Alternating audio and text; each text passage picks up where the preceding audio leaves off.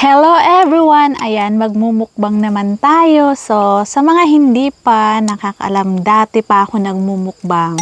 So, before mag-pandemic, naisip ko nang magmukbang kaya ako may YouTube channel. So, ngayon, pinalitan ko ang YouTube channel ko ng Miss Kim Mukbang in Canada. So, ayan, ilalagay ko dito sa taas ang pangalan ng aking YouTube channel. And then also, please subscribe and then watch my video. And then, yun, magmumukbang ako para maging masaya tayo at masaya ang tummy ni Miss Kim. So, yan. Huwag niyo kakalimutan pakipollow ng page ko din. Mag-change ako ng name ko soon sa page. So, ayan mga magmumukbang ako. So, mayroon ako ditong pancit canton. So, itong pancit canton natin, galing din sa Pilipinas. Binili ko pa to. Ito yung spicy pancit canton. O, ayan, gumagalaw yung camera ko. So, naka 360 camera ako, mga mi. So, ayan. And then, mayroon din akong kimchi. Ayan. Ang aking kimchi, binili ko to nung pumunta kami sa Asian store. Ayan. So, back to mukbang tayo, mga mi, kasi ito talaga yung aking niche.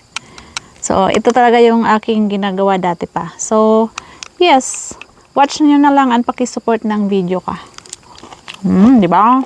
And then, mayroon akong kinilaw dito ng shrimp. Sarap. At saka nilagyan ko ng buong. Lahat to maanghang. So, may sibuyas, may sili. Yabang, di naman kakainin. And then, may cucumber. Pangtanggal, parang kulubot na yung cucumber. Hindi, malutong pa. Then, may lettuce din ako. Pangtanggal umay. So, ayan. Kain na tayo. So, pag nagmumukbang, diba, kailangan pak na pak yung blush on. Kulang pa nga yung blush on ko, mga mi. And then, pag nagmumukbang, kailangan pulang-pula yung labi, diba? Parang kulang pa nga yan. So, dagdagan natin sa susunod. And then, kailangan mga mala-Korean tayo pag nagmumukbang. So, kailangan din ng wings. Diba? So, hindi tayo masyadong handa ngayon. Ang alam ko lang ngayon kumain kasi galing ako sa work. Uunahin ko na to, mga mi.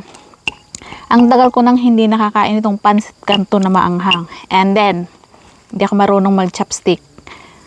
Talagang sa aming pamilya, ako yung hindi marunong mag-chopstick.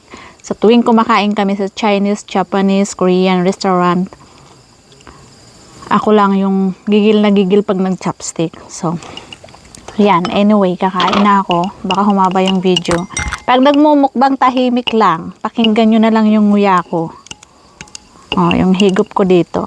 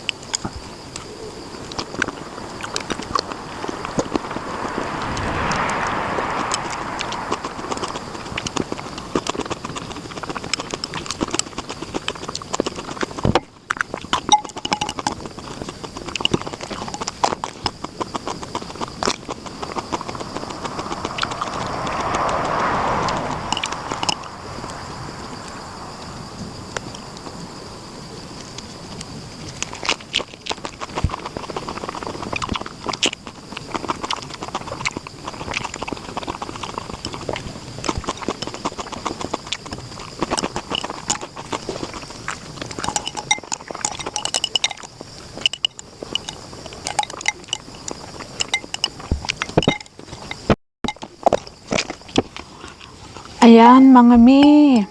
Ang sarap, grabe. Busog na ako. Sob na ako sa aking merienda. Huwag niyo kalimutan, subscribe, follow my YouTube channel, and then subscribe my page for more. O, diba? For cravings for more. Sa mga hilig kumain dyan, magmukbang na kayo. Tataba kayo. Bye-bye.